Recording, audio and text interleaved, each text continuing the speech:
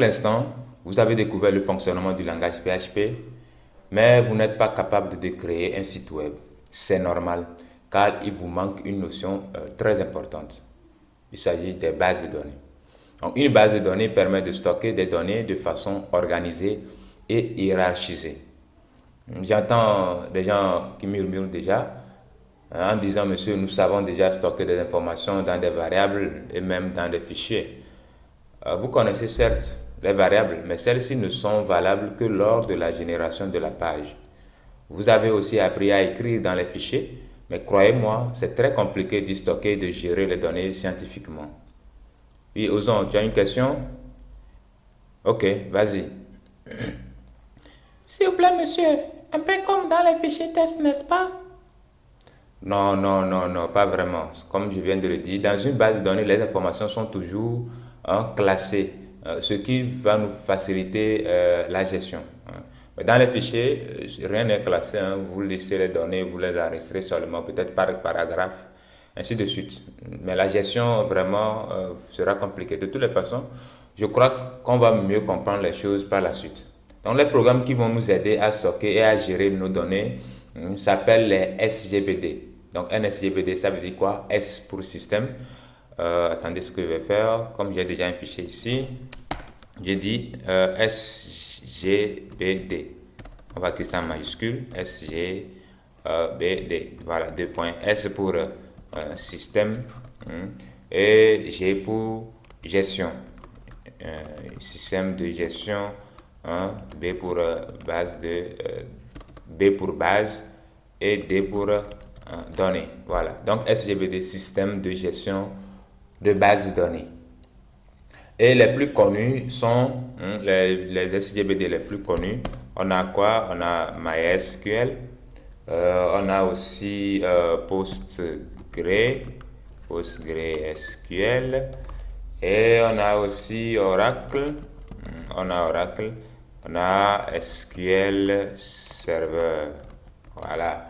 Donc, il y en a plein, il y a plein de SGBD, mais j'ai juste cité ceci. Et pour notre cours, nous allons utiliser le MySQL. Voilà. Donc, pour pouvoir afficher les données sur votre site ou d'enregistrer les données via votre site, vous allez devoir communiquer avec le SGBD pour lui donner des ordres de récupérer ou d'enregistrer des données. Pour lui parler, on utilise le langage SQL. C'est un langage aussi, comme tout autre langage.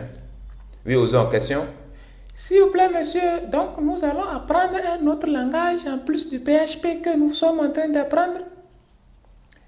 Exactement. Sauf que cette fois-ci, ce langage que nous allons apprendre, c'est le PHP qui va s'en servir pour parler avec le SGBD. C'est pas nous qui allons directement l'écrire. Nous avons la possibilité de l'écrire directement dans l'SGBD, mais nous allons apprendre à l'utiliser via le PHP pour communiquer avec notre base de données. Encore une question? Oui, monsieur. S'il vous plaît, monsieur, vous nous avez dit qu'il y avait plusieurs SGBD. Effectivement. Est-ce que cela veut dire que chaque SGBD a son langage SQL? Bonne question. Tu as plus un aux prochaines séances, il faut me rappeler. Heureusement que non. Chaque SGBD n'a pas son langage SQL. Le SQL est un standard. Quel que soit le SGBD que vous allez utiliser, vous servirez du même SQL que nous allons voir ici. Mais il existe de petites variations, ou bien de petites variantes d'un SGBD à l'autre. Mais n'ayez pas peur, parce que cela importe peu. Pour le moment, on ne va pas s'intéresser vraiment à ces variantes-là. Sinon, le SQL est un langage très facile. Pour un avant-goût, imaginez que vous avez enregistré vos animaux domestiques dans la base de données. Pour parler le SQL avec votre SGBD, c'est simple. C'est simple. Il suffit de dire affiche-moi le nom des chiens qui sont dans le tableau des animaux. Vous voyez? Euh, affiche-moi hein, affiche-moi le nom des chiens qui sont dans le tableau des animaux.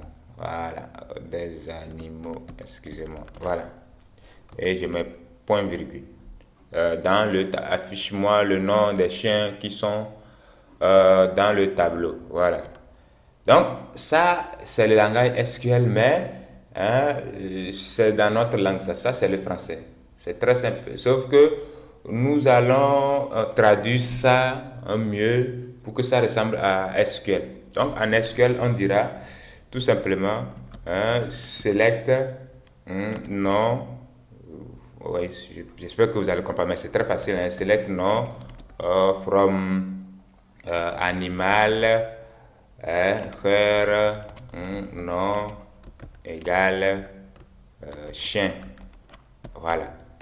Donc ici, les données étant organisées par table, je dis tout simplement, sélectionne-moi le nom des chiens, d'accord? Sélectionne-moi les noms, d'accord, des chiens dans la table animale. Parce que j'ai enregistré plein de données dans la table animale. Il y a des chiens dedans, il y a des chats, il y a plein d'autres choses. Là, je lui dis, sélectionne-moi les noms des chiens qui sont dans la table animale. Donc, c'est très simple. Donc, c'est facile, très facile, n'est-ce pas? Donc, on va mieux comprendre tous ces blabla dans les prochains épisodes.